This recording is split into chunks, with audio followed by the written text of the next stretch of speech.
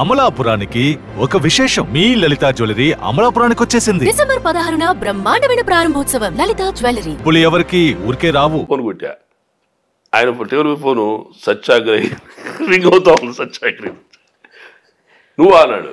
నేనే అన్నా. మహేష్ నువ్వా అన్నాడు. నేనే సార్ అన్నా. సత్యాగ్రహి నువ్వా అన్నాడు. నేనే సార్. మహేష్ బట్టి నా ఒరిజినల్ ఏమండి, మీ ఆధార్ కార్డు చూపించబడారా అలా అనేసరికి ఆశ్చర్యం. అలాగా రెగ్యులర్గా వస్తున్నావు కదా ఆఫీస్కి, మా ముందు ఎన్నోసార్లు మాట్లాడుకున్నాము కానీ ఈ విషయం బయట పెట్టలేదు. చెప్పలేదంటే నేనని తెలిస్తే అది తిరిగిపోతుంది సార్ మీకు. నేను గొప్ప రాసిన సరే లైట్గా ఉంటుంది. ఇంతకు ఎవరా వ్యక్తి? ఆయన ఉమామహేశ్వర అని, ఓకే, బసవరాజు శ్రీనివాస్ గారు అని ఇప్పుడు ఆయన బీజేపీలో ఉంటున్నారు.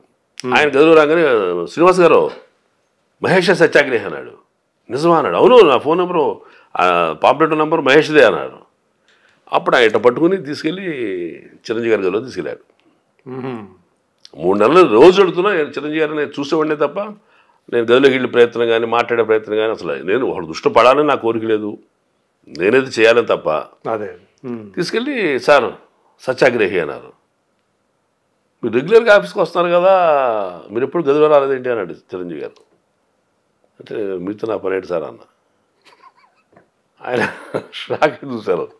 ఇంతమందిలో ఒకడో వేళ నాతో పన్నెండు వాడి అందరికి నాతో పోయారట్టుగా. అట్లా ఆయన కూడా నేను రైటర్గా తిరిగటం, పార్టీ కనుక కావాలంటే నన్ను నాతో రాయించటం, అట్లా నేను చిరంజీవి గారికి అందరి దృష్టిలో, పార్టీ నాయకులందరి దృష్టిలో పడ్డారు. 18 మంది ఎమ్మెల్యేలు, కన్నబాబు గారు కానీ, గంటా గారు కానీ, బొత్స గారు కూడా తెలుసు నేను, మన పార్టీ కాకపోయినా రైటర్గా. అలాగా ఒక గుర్తింపు, గౌరవం నాకు దక్కినాయండి. అది నేను అనుకుంటాను ఈ డెస్టినీకి దేవుడు ఇచ్చిన ఒక రూట్ అది. అట్లా చిరంజీవి గారితో పరిచయం అవటం, ఆ పరిచయం 5-6 ఏళ్ల పాటు కొనసాగటం. ఏనాడు నేను ఏ అప్లికేషన్ ఆయన పెట్టకపోవటం, నోరు తెలిసి నాకు ఇది కావాలన్నయ్య అని అడగటం. ఆయన అడగలేదు. ఇప్పుడు అడిగింది ఏమంటే ఈ సినిమా చిన్న అవకాశం ఉండని అడిగా. ఆయన గొప్ప మనసుతోటి ఈ 6 ఏళ్ళు నా జీవితానికి సరిపడా కాదు, 60 ఏళ్ళు, ఇంకొక 10 ఏళ్ళు 20 ఏళ్ళు బతకడానికి సరిపడా జీవితాన్ని ఇచ్చాడు ఆయన. అంటే కాకపోతే అంత గుర్తింపు వచ్చేది కాదండి. అంటే మీ వాయిస్ కల్చర్ ఆయనకు తెలుసు, మీ లుక్స్ ఆ క్యారెక్టర్కి సరిపోతాయి అన్ని అటువంటి చెప్పిద్దాము. మొత్తానికి ఆయన ఏ నమ్మకంతో ఇచ్చారనేది నాకు పెద్ద అది మిస్టరీ నాకు. సో ఆ నమ్మకాన్ని మీరు నిలబెట్టుకున్నారు, అది దేవుడి దయ అండి. సో ఇప్పుడు భాష గురించి ఇంత చెప్పారు కదా, ఈ భాష అనేది, ఈ తెలుగు మీద ఆ పట్టు అనేది రథమిక్క ప్రాసలతోటి రాయటం అనేది ఎలా అబ్బింది మీకు? నేను చెప్పాలంటే సార్, నేను చిన్నప్పటి నుంచి పాట అంటే బాగా ఇష్టం. సినిమా అంటే బాగా ఇష్టం, సినిమా పాట అంటే మరీ ఇష్టం. అలా వెంట 10th క్లాస్ టైంలోనే ఇంటర్మీడియట్ జాయిన్ అయ్యి ఆ గ్యాప్లోనే 5-6 మంత్స్ గ్యాప్లోనే ఒక పాత పుస్తకాల దగ్గర పెట్టి రేడియోలో పాట అంటూ 150 పాటలు రాసుకున్నా. మధ్యలో మిస్ అయిపోయి నెక్స్ట్ లైన్కి వెళ్ళిపోయి జంప్ అయ్యేవాడు, గ్యాప్ ఇచ్చేవాడిని. మళ్ళీ ఆ పాట వచ్చినప్పుడు టేప్ రికార్డు కూడా లేని రోజులు అయ్యి మా ఇంట్లో రేడియో పాట, రేడియోనే అవి అట్లా. దాంతో అట్టా సాహిత్యంతో సినిమా పాట సాహిత్యాన్ని దగ్గర చేసింది. సినిమా పాటతో పాటతోనే సినిమా మీద, పాట మీద ఉన్న మక్కువే రైటర్గా నన్ను భాషాపరంగా, నన్ను సాహితీపరంగా దగ్గర తీస్తుంది. అట్లా అట్లా పాటల మీద మక్కువతోటే నేను భాష మీద ప్రేమ పెంచుకున్నాను. అట్లా మళ్ళీ సినిమా వదిలిపెట్టి నేను మధ్యలో రియల్ ఎస్టేట్ బిజినెస్ స్టార్ట్ చేశాను. మెడ్రాస్లో నుంచి బ్యాక్ వచ్చేసి హైదరాబాద్లో 96లో 10 సినిమాలు చేశారన్నారు కదా, ఎందుకు వెళ్ళిపోయారు మళ్ళీ వెనక్కి? అంటే మా బ్రదర్కి కొంచెం హార్ట్ ఎన్లాజ్మెంట్ అయింది సార్. మా అన్నయ్య గారికి సిక్కారు. ఆయన బెడ్ రిడెన్ పరిస్థితి, ఆయన కుటుంబాన్ని చూడాల్సిన పరిస్థితి. సిస్టర్ మ్యారేజ్ తనకు అప్పులు కొన్ని ఉండే. ఓకే, అంటే ఆయనకి అప్పటికి మ్యారీడ్? ఆయన మ్యారీడ్, పిల్లలు కూడా ఉన్నారు, చదువుకునే పిల్లలు ఉన్నారు. 10th క్లాసు 8th క్లాసు 2 పిల్లలు ఉన్నారు. మా చెల్లెలు పెళ్లి దాకా అప్పులు కొన్ని నాకు ఉన్నాయి, నేను పర్సనల్గా చేసినవి. ఇవన్నీ తీర్చాలంటే ఇక్కడేమో ఆ రోజుల్లో నేను యాక్ట్ చేసి 500 రూపాయలు ఇచ్చేవాళ్ళం. అంతే. ఒక సీను ఒక రోజు యాక్ట్ చేసామంటే ఆర్టిస్ట్గా ఆ గొప్ప అమౌంట్ అది. రోజుకి 500 రూపాయలు. ఈ ఎన్ని 500 పోగు చేస్తే ఈ లక్షల రూపాయలు అప్పు తీరుతాయి, కుటుంబాలు బాగుపడతాయని నేను ఇంకా కొంతకాలం మనం 10 సినిమాలు చేస్తే 10 సినిమాలకు అలాగే తీసుకున్నారా 500? అంతే. ఆ రోజున మా ఆర్టిస్ట్ కంటే ఆ రేంజ్ ఉండేది. డైలాగ్ చెప్పే ఆర్టిస్ట్కి 500 రూపాయలు ఇచ్చేవాళ్ళం. ఎంత పీరియడ్ ఇదంతా? అంటే ఎంత పెట్టి 3 years ఉన్నాను మెడ్రాస్లో. 3 years అంతే ఉండేది.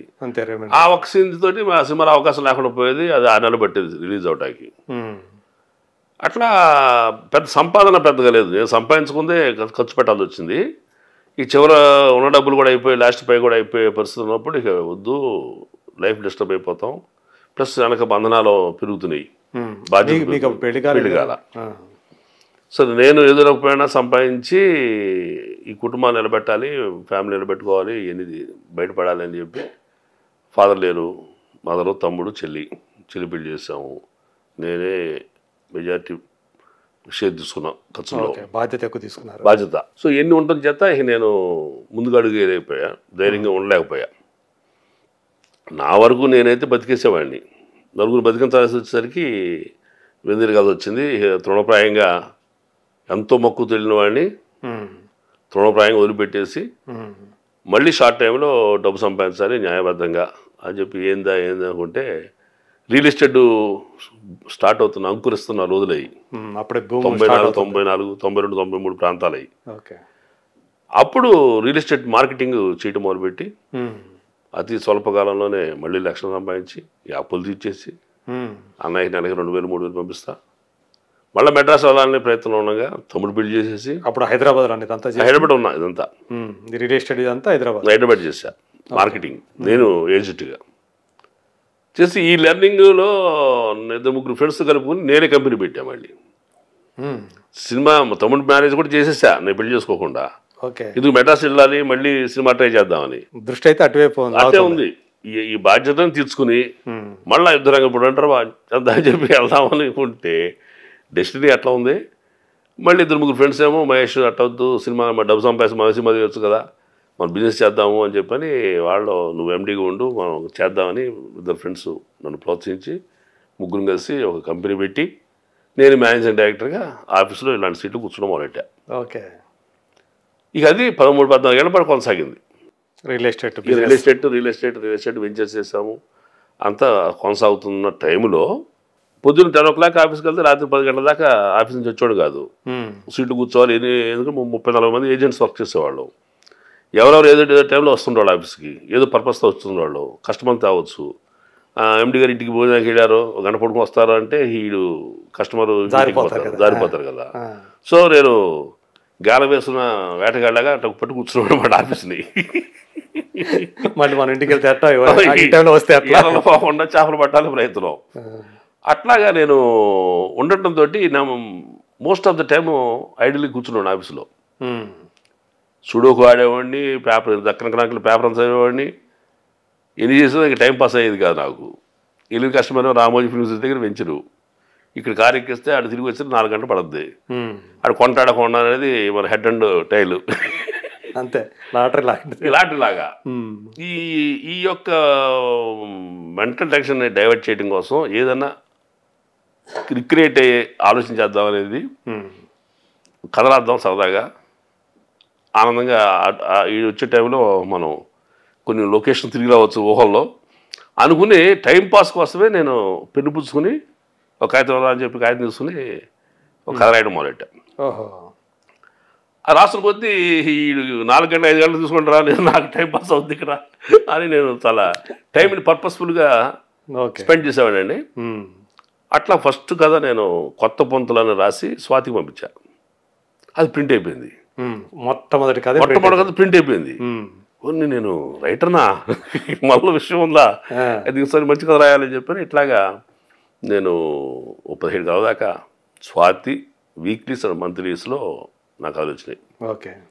అట్లా రైటర్ అయ్యా. టైం పాస్ చేయడం కోసం రైటర్ అయ్యా. భాష అనేది అక్కడ అట్లా కూడా అట్లా ఉపయోగపడిందండి. అట్లా ఉపయోగపడింది. అంటే మామూలుగా చదువుతూ ఉండేవాడిని పుస్తకాలు చదవటం ఇంట్రెస్టే.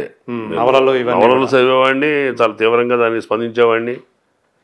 ఒకసారి మల్లాది వెంకటకృష్ణమూర్తి గారితో మొన్నే చెప్పే ఫోన్లో కూడా మల్లాది గారు మిస్టర్ వి రాశారు.